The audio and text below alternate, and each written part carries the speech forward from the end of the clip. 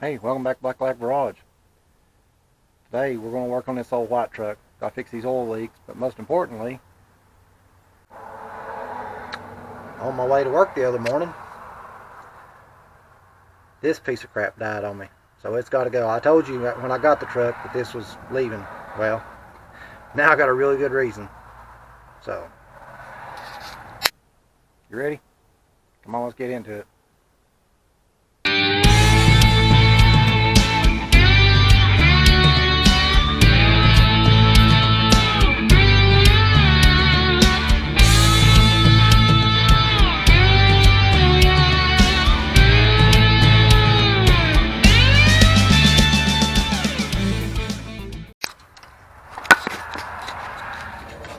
First thing we need to do is figure out how much of the original harness we still have left. Because here's the Duraspark box. Let's unplug it.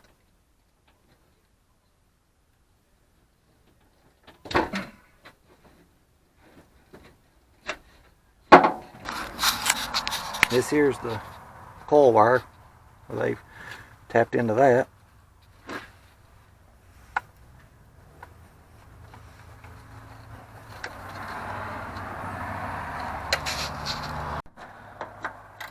Okay, before I go any farther, I'm taking this freaking Dixie horn off of here. These extra wires ran for it, and it just makes it confusing. This thing's going. So just give me a few minutes, I'm taking this thing off. Bye-bye Dixie horn. Well, man, I'm going to go ahead and take the power steering pump loose. And if you're wondering why, well, it's to make the fuel pump a little easier to get to.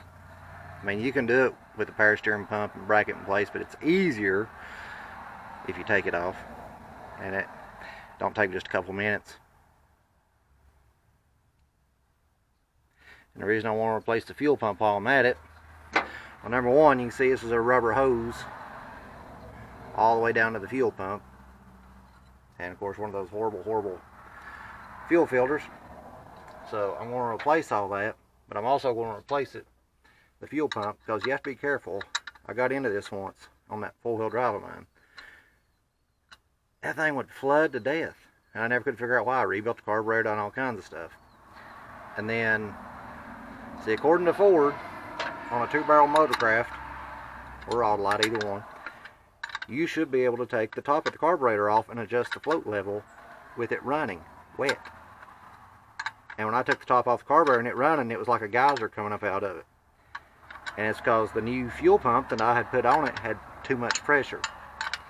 So I want to go ahead and warn you, if you have a modified or a 400, the Airtex fuel pumps put out way too much pressure. Mine was putting out like 9 pounds. Changed the fuel pump, and I put a carburetor on it. Problem solved. Never had any more problems with it. So there's you a heads up on that.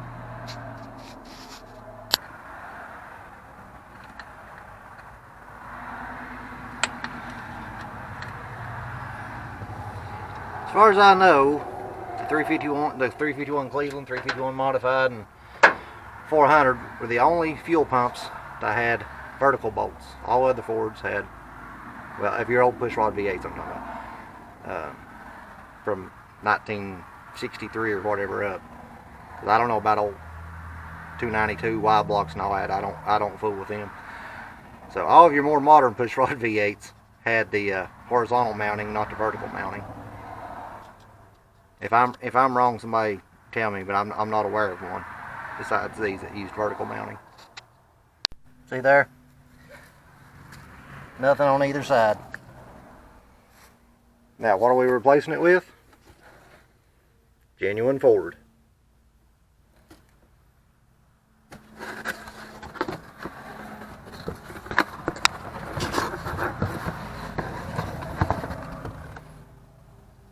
And if you don't believe me, what does that say?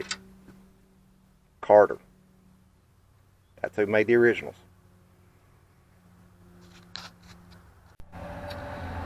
Alright, new fuel pump's on. And I found this line here. I took it off of a 351 Windsor at the junkyard. And it comes up. I mean, I may have to fine tune it a little bit. It still has the end on it for the rubber hose, so I can run a filter over to the carburetor. You'd have more room once we get rid of this monstrosity here. So,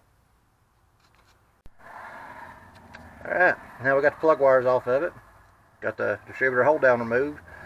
Just gently pull up on it. Pull out your HEI. Well, it'll come out of the hole. Now it's caught on the fuel inlet on the carburetor.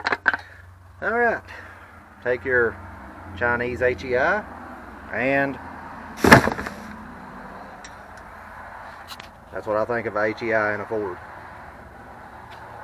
Any questions? Alright, now we got that junky HEI out of the way. You're probably wondering what I'm going to put in it. Well, this, as you can see, is a new old stock Ford Duraspark distributor.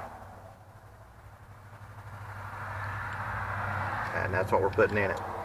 I like Duraspark, which y'all know that by now, but this ain't even rebuilding. This is a new one from back in the 70s. I went through my spare parts stash and had this cap adapter.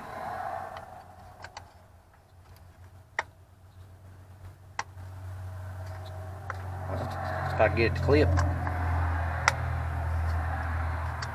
There we go. Now I had this old, well, I mean, it's not too old, but it's a used distributor cab, but it's a good one. It's got the brass contacts and stuff. So right here is number 1. So we'll make a mark on this accelerator pump arm. Alright.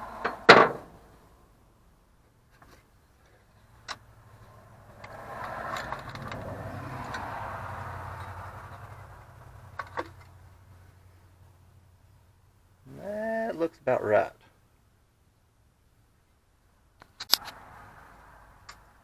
Take it 1 tooth more. Because you got to remember, once it falls on down, it'll kick back some. May end up having to move it, but that's pretty close. And I do have number 1 on top dead center, so.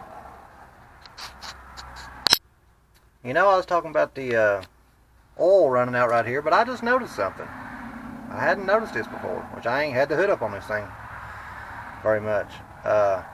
You see the PCV valve? And there's the end of it. They never hooked it up. I mean, yeah, the breather's open, but they kind of build up pressure if the PCV valve's not hooked up, because I don't know how open the breather hose is on it, if at all.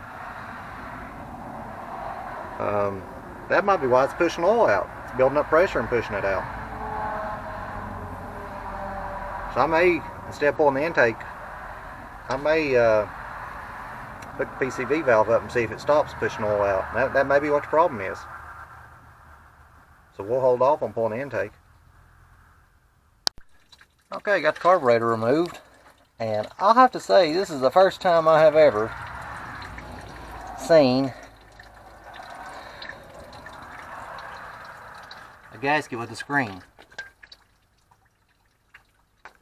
Okay. Well, that obviously wasn't no good.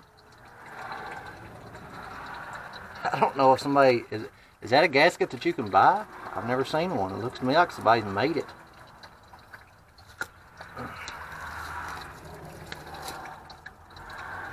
No, I guess it's one you can buy, but that's a new one on me. I've never seen it. But it's going bye-bye. Alright, what we're going to do here for that EGR hole is, because you can see this engine doesn't have a EGR valve or anything on it.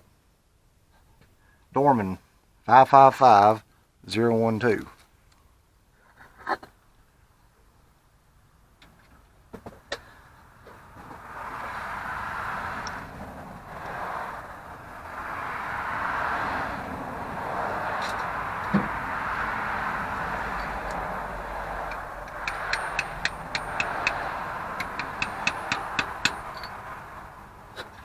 And oh, that solves that problem.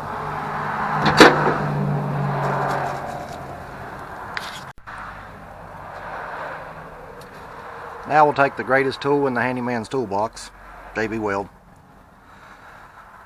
and and mix up and put in over top of the freeze plug that we put in there. Just as a little extra precaution, security, you know. Just makes you feel better.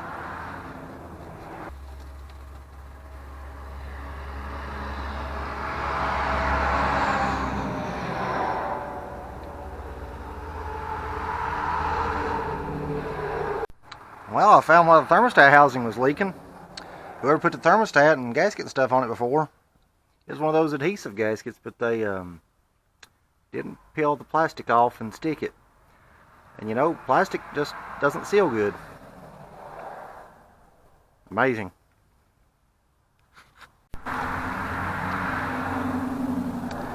Alright, got my thin smear of silicone on the block. See, this one actually has a slot in to let the air through. That's why I didn't drill it. Because normally I'll drill them if they don't have a slot or a jiggler valve. This one does, so let's turn it up.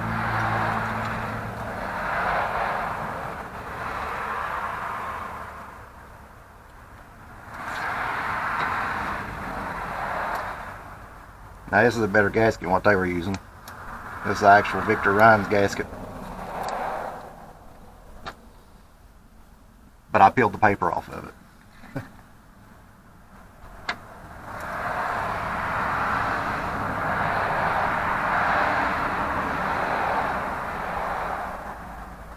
I'll tell you right now, use a good gasket on your thermostat housing if you can. The reason I say that, because I've actually had some of the cheaper gaskets, I can't even talk. I've actually had them leak because they wick through the gasket. Because they're just made out of like cheap construction paper or something. And I've actually had them leak through the gasket. Not under it or on top of it, but through it. See what I say? That's what I'm talking about. That's a thin smear. It don't take much. And all it's for really is to seal up any irregularities in the housing casting. Because over time they do corrode.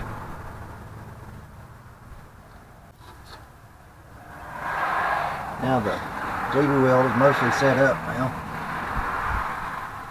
And just as another measure of precaution, I'm going to take some red silicone. I can get you to come out of the tube. You know, just for the record, I hate red silicone. But it does work good for manifold leaks and stuff like that. I mean, it has its place, but putting the engine together with it, no. Alright, now we've got silicone on it.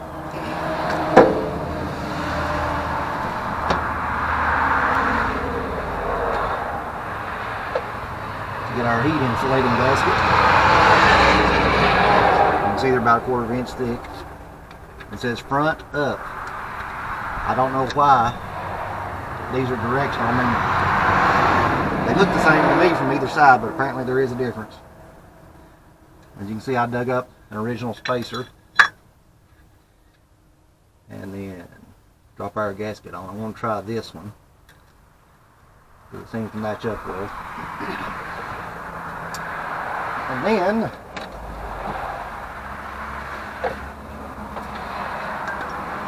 drop the carburetor on.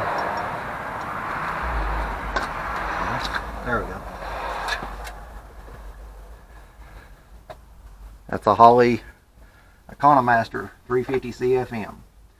That's the one that you see me put in the pine saw in the other video and clean up. But that's the one that was in the bottom of a bucket of water for many, many years.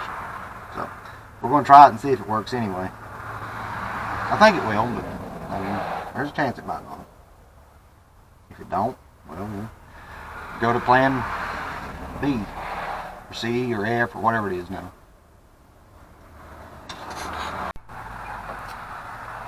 Alright, I got me a coil mounted. This is a new old stock Napa Echelon coil. It's got the horseshoe connectors, so I got me a horseshoe connector here. I got that part of it taken care of. Just in case you're wondering what I'm using for the module. Niehoff Automotive TRW. This is a new old stock module. There, brand spanking new, never been used. Of course, you don't see anything on it, but country of origin on part number panel if other than USA. Nothing on it, so here you go, made in USA. That's what you got to do if you want parts that'll last.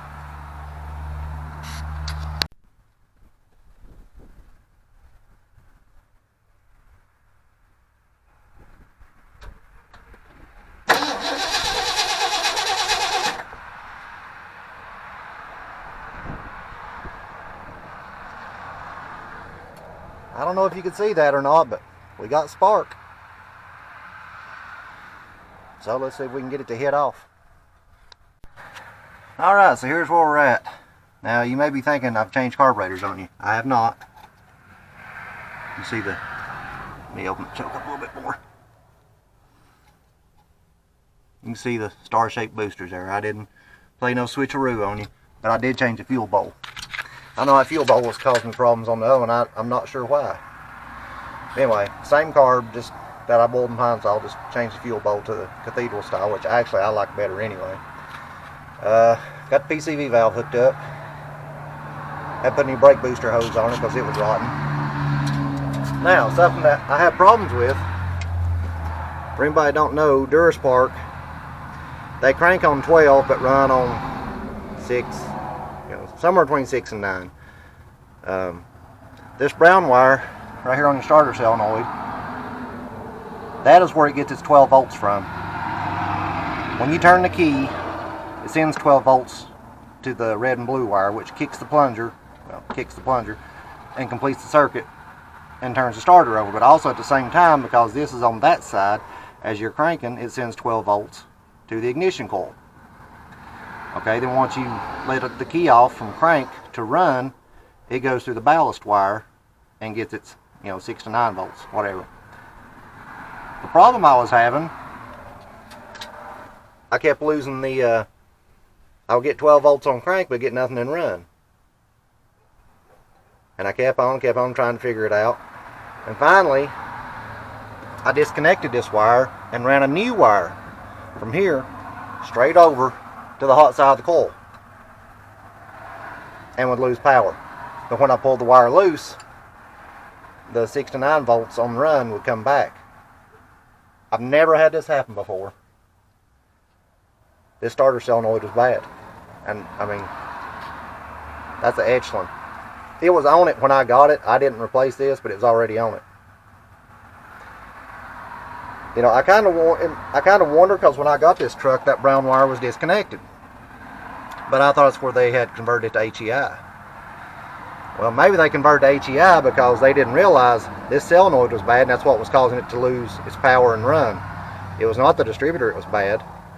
This is shorted out internally somehow, because I placed it with an old one that I had. It's actually off that red truck that the tree fell on, and guess what? Everything's fine. So let me finish putting the antifreeze in this thing. We'll see what it does. Alright, got the gas up to it. So let's see what happens.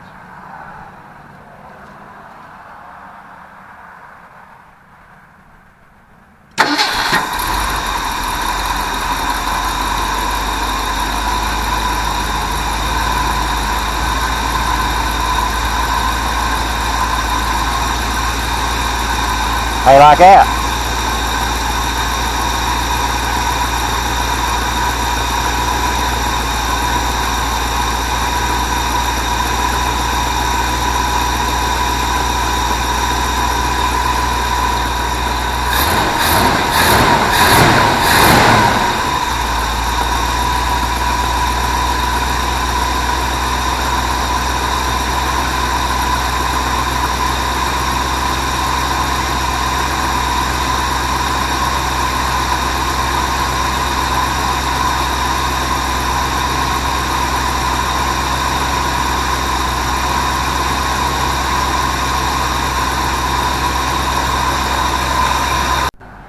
Alright, I hope you can hear me because the wind's blowing kind of hard out here right now, but just to show you that wasn't a fluke.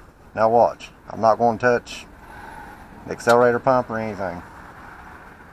I'm just going to go in here and bump the key. Let's see what it does.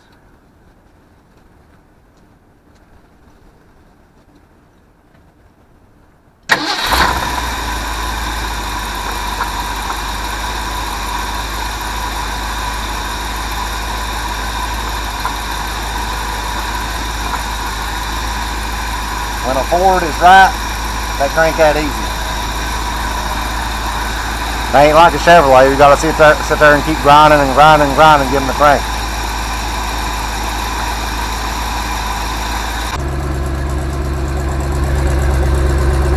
The engine don't even sound the same now.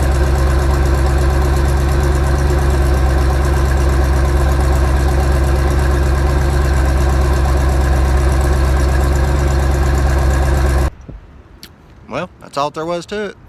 Granted, the starter solenoid threw us for a loop there for a little bit, but now we got everything rock solid and reliable. So I ain't going to worry about it for many, many years. So, appreciate y'all watching. Be sure and hit the thumbs up, like, subscribe. And as always, me and the pups, we really, really appreciate each and every one of you. And stay tuned. I'll be back with another one. See you.